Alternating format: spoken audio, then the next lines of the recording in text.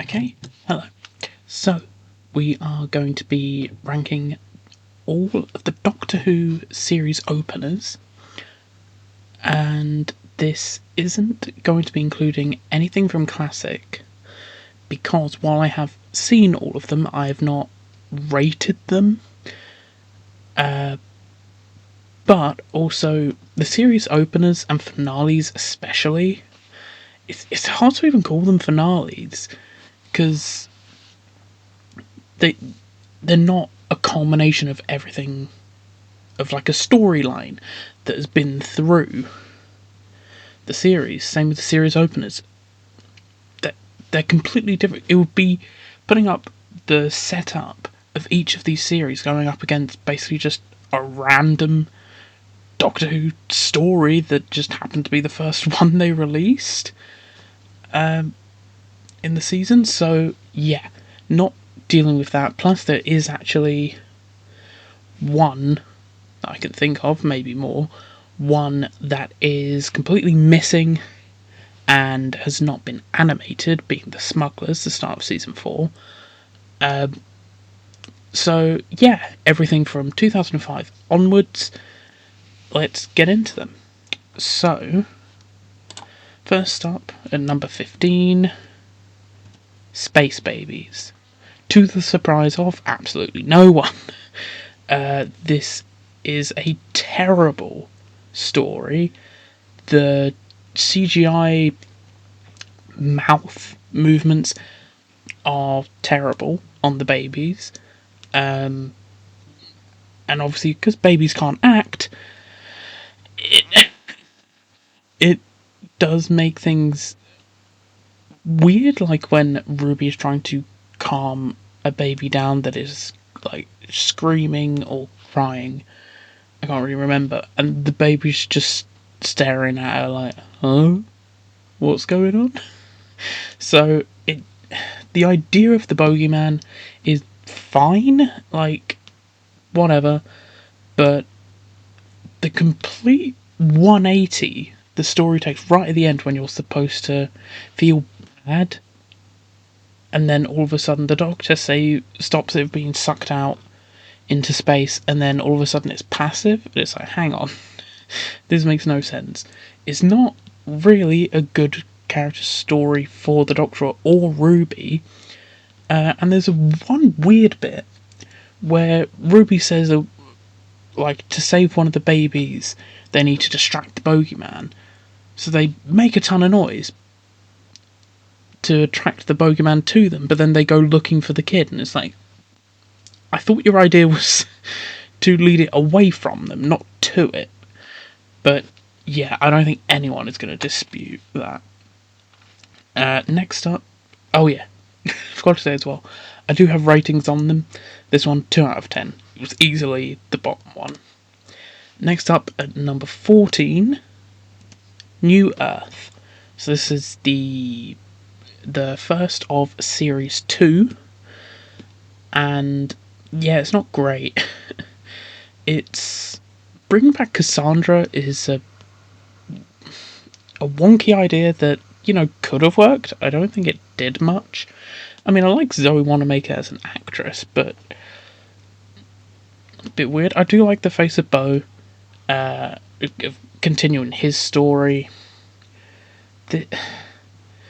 And this is really the first proper story with the 10th Doctor, because the Christmas invasion, he was asleep for like 90% of it. He's only awake for like the 10 minutes at the end, really. But it, given that it's a first episode, it's supposed to be setting up, at least like selling us on this Doctor, and it does, but it doesn't show us the different relationship that this Doctor has with Rose, because it's very different to Nine and Rose. But for basically the entire thing, Billie Piper is not playing Rose, she's playing Cassandra. So it fails on that front. The cat people, the design is pretty lazy. It's literally just someone wearing a cat mask. The design of the diseased people does look really cool. I mean, it looks gross. It's supposed to. And the actual idea of the diseased people being grown, and despite having sentience, they're just used basically as guinea pigs for for medicine. That's a really good idea. Just doesn't do a ton with it. It's mainly focused on being a body swap story, which I don't think they did all that well. So it's a 4 out of 10. So quite a big jump from Space Babies. I would, if I was doing a rewatch of Series 2 or like the 10th Doctor's era, I would be happy watching this. It's just not quite as good as the rest. And now the next two, they both have the same rating, so I just went with how I feel about them, but they could be swapped over. So number 13 is The Robot Revolution. This is mostly being bolstered by the fact that I really like Belinda as a companion. Not what happens to her in the reality war, but especially starting off, I thought this is way better than the Doctor and Ruby. They had such a paper-thin relationship that we were always told they were best friends. It was never shown. They weren't together for most of them. Most of the episodes, I mean. Yes, there were the 2 episodes that Shutagawa couldn't do, because he was filming Sex Education, but even the stories they are together, they're normally split up, so you don't really get a sense of their relationship. But the Doctor and Belinda, you get straight away, and there are some things that I don't love. I mean, the fact that everyone is called Miss Belinda Chandrakind is...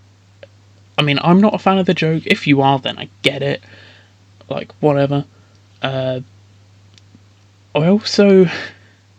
I do really like the idea of... I really like the puzzle of the robot's missing every... I think it's like every seventh word. So the Doctor's communicating to Belinda, and then she works it out, what he's doing, and then communicates to him. I also don't like that when you're watching it, you think, oh, this is going to be a commentary on AI. And it's not. It's a lazy pun that I don't think really aided the episode much. Mrs. Flood appearing was like, ugh, okay, whatever. Sure, she's Belinda's neighbour now, because she's the companion, whatever. The cat being killed, I know a lot of people went on about how much they hated that.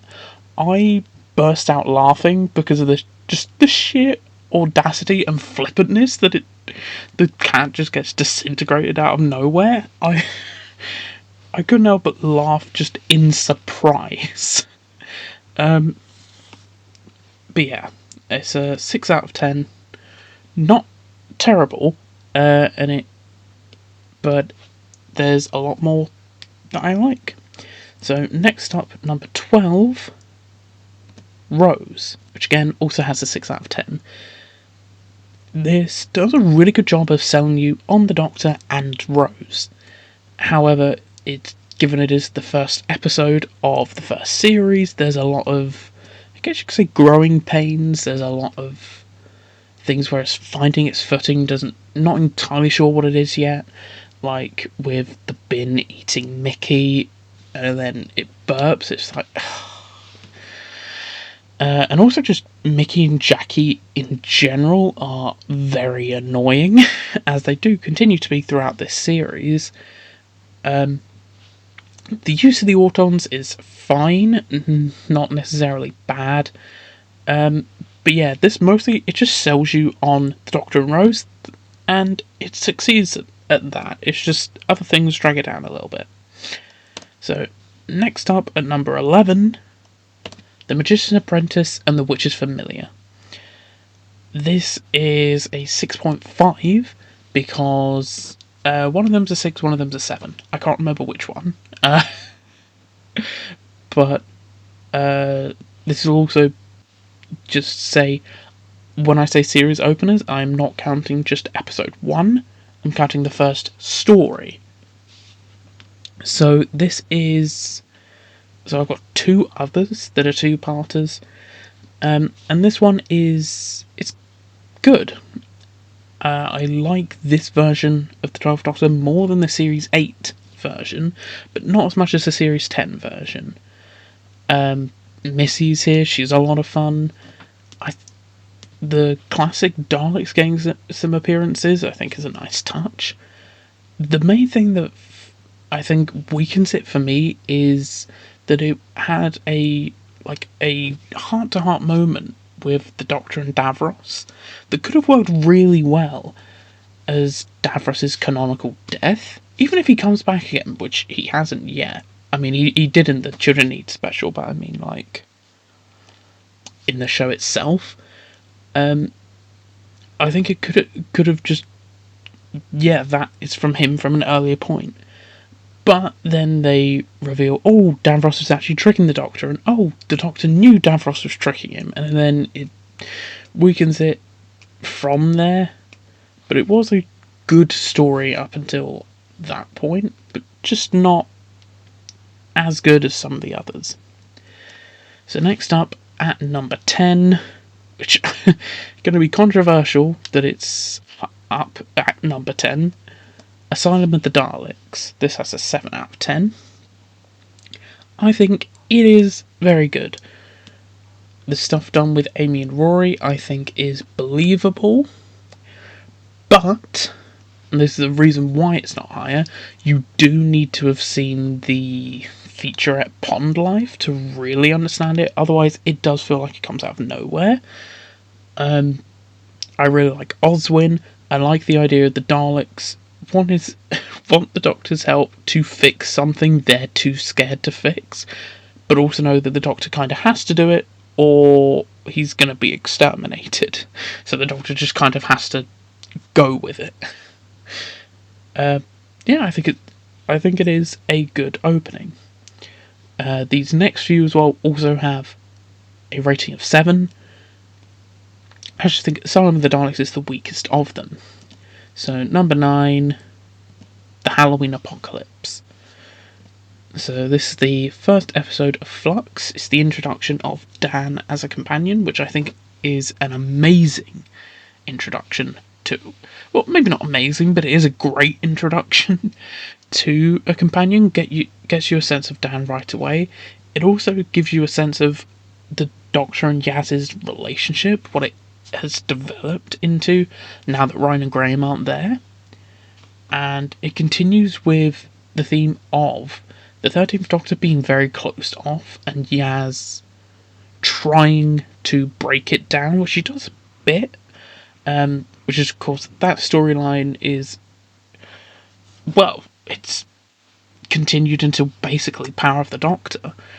I know people say this episode it's all over the place, it's super messy, doesn't know what it's doing, and I think that's by design, given that the Flux is something no one knows what it is, no one knows why it's happening, it comes out of nowhere and throws everything into a panic. I think that is what the Halloween Apocalypse is trying to go for. I mean, if you don't like that, then I get it, but I do think that it's the point of it. Plus, I did like Flux. I mean, if you didn't like Flux, yeah, it would be really low down, but I personally really liked it. So, next one, number 8, Partners in Crime, also 7 out of 10.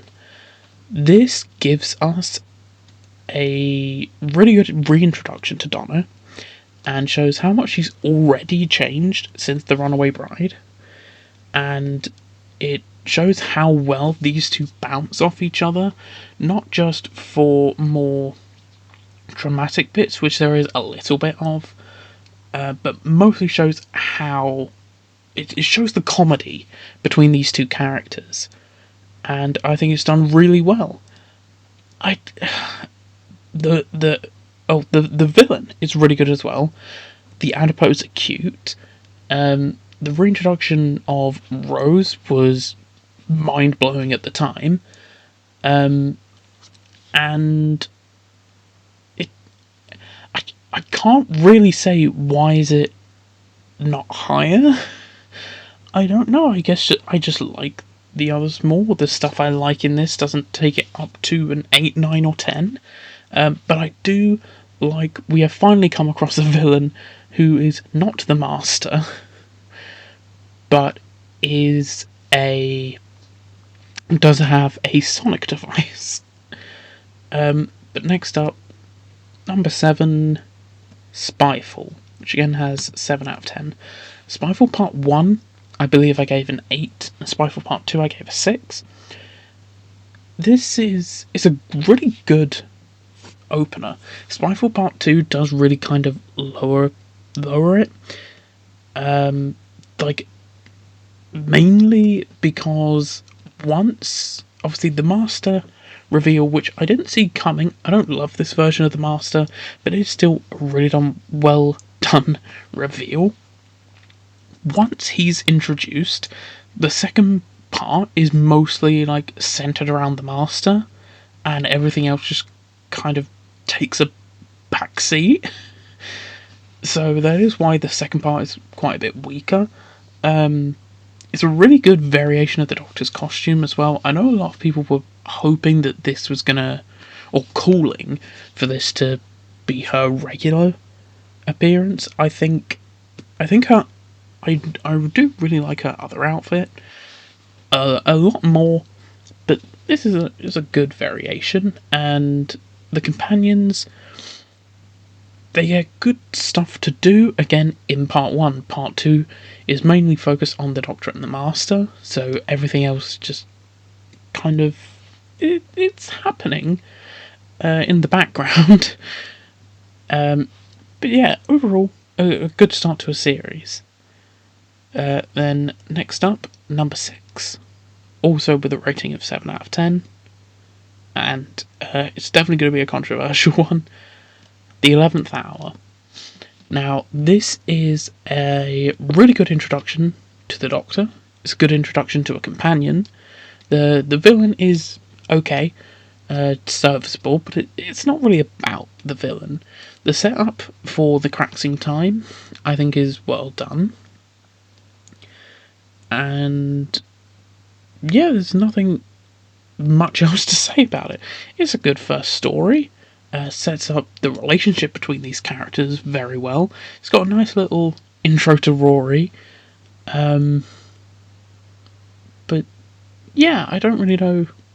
Don't have a reason why it's not higher, other than just like the others more. Plus, this does actually waste Olivia Colman. She really needs to come back and have the proper spotlight as a guest character or a villain. But next up, number 5, The Impossible Astronaut and Day of the Moon, which has a rating of 7.5, because one of them has an 8, one of them is a 7. I believe Impossible Astronaut is an 8. I think it's slightly stronger. And in terms of like, it's definitely the most shocking first episode. Starting off with the Doctor dying, yeah, that you have our attention. And it's got River Song, Love River, love Amy and Rory, great TARDIS team, all of them. I really like Canton as well, but it is very good at setting up the mystery of like who's in the astronaut suit. I have heard people like guess that it was going to be River straight away, and I didn't. I mean, if you still have like when you get to A Good Man Goes to War with the reveal, then it is like, oh, of course it's River. But if you don't really have the astronaut like in the back of your mind when watching it, like I didn't the first time, you're not going to find out until you see River in the astronaut suit at the end of Closing Time, and then it's like, oh, I forgot about the astronaut suit. But yeah, I think it's a well set up mystery, and it does, I think, pretty well set up the mystery of Madame Kavarian, because it is the first instance of Amy seeing her, and the sight of ironically, I forgot about the silence. They are really scary. Their designs are pretty creepy, and I have actually met one of the people who played the silence, and got his autograph. So that does that give it a little bit of an edge above some other stories? Maybe. But next up, number 4, I will say these 4, very, very close. They are all amazing, and I think I could swap them. Like 3 and 4, I think I could definitely flip, and 1 and 2, I could definitely swap. But hell, maybe at one point this could go up to like number 1 or 2. They're really close together. So number 4, Deep Breath, which gave her an 8 out of 10. It is a very good story. It's a good introduction to the 12th Doctor, even if it's not. It's the version of the 12th Doctor I like the least, but it's still a very good introduction. It's got the Paternoster Gang, who I love, and it's an interesting callback to the Girl in the Fireplace.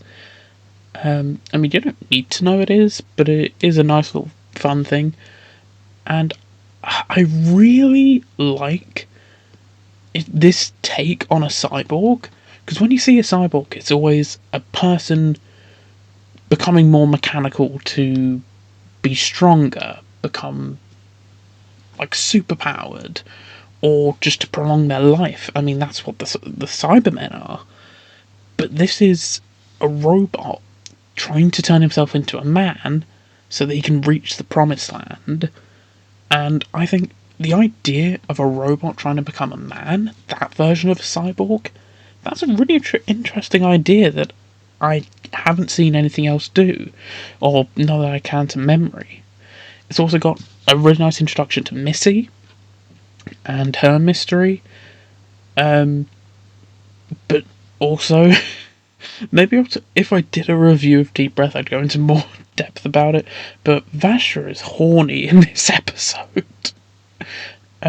Number 3, The Woman Who Fell to Earth.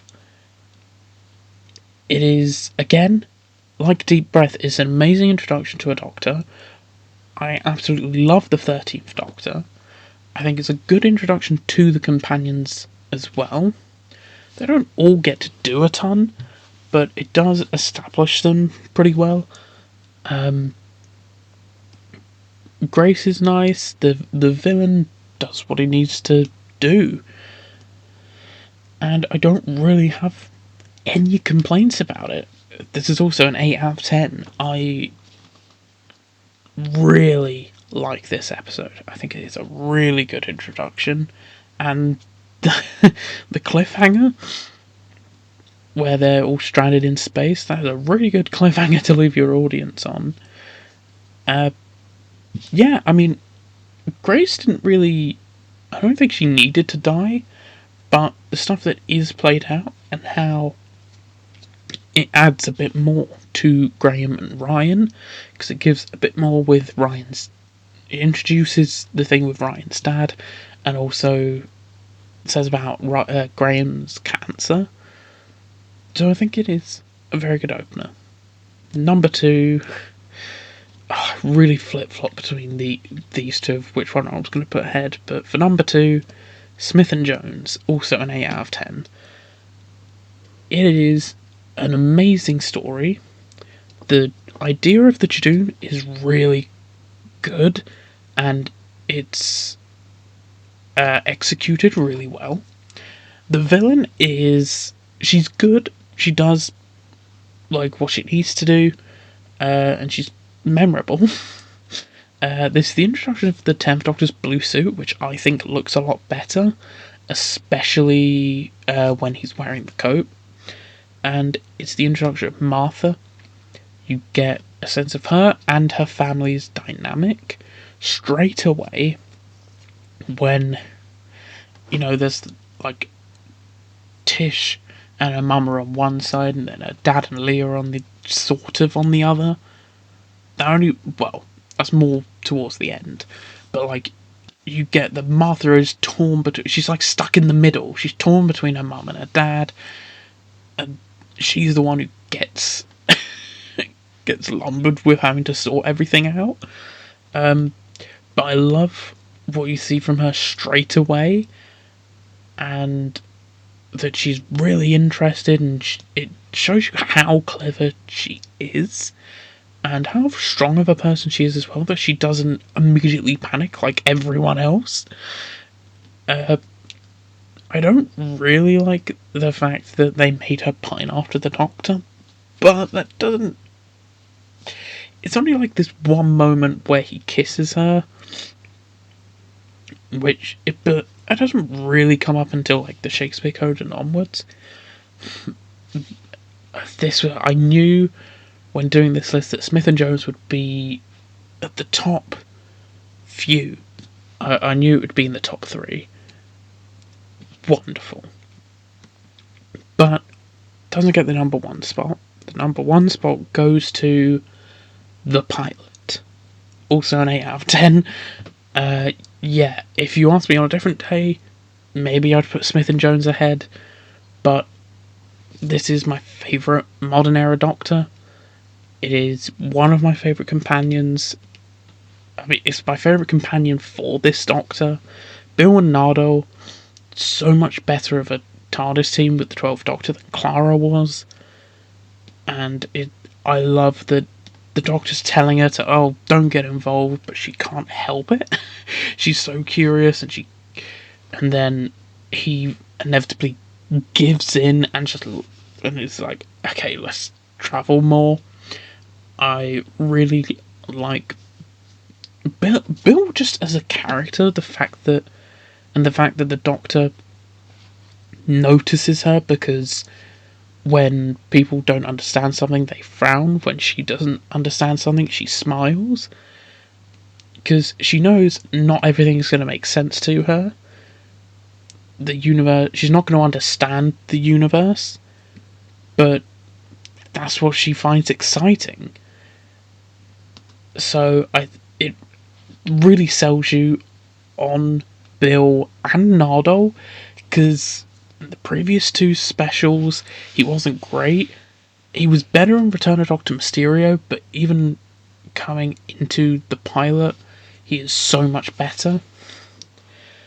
And yeah, Series 10 is one of my favourite series, and this opener is partly because of that.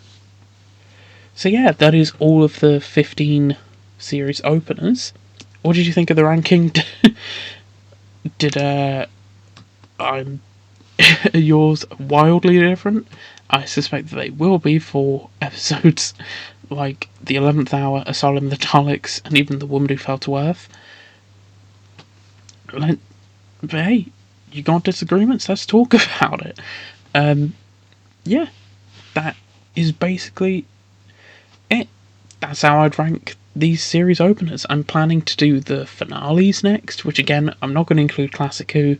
The finales don't really make sense to include. Like, it's not fair to put Bad Wolf and Parting of Ways up against the Seeds of Doom. The Seeds of Doom is not to be a finale. It's not a culmination of the series. So again, it will just be 2005 onwards. And yeah, that's it. Thank you for watching. I'll see you later. Bye bye.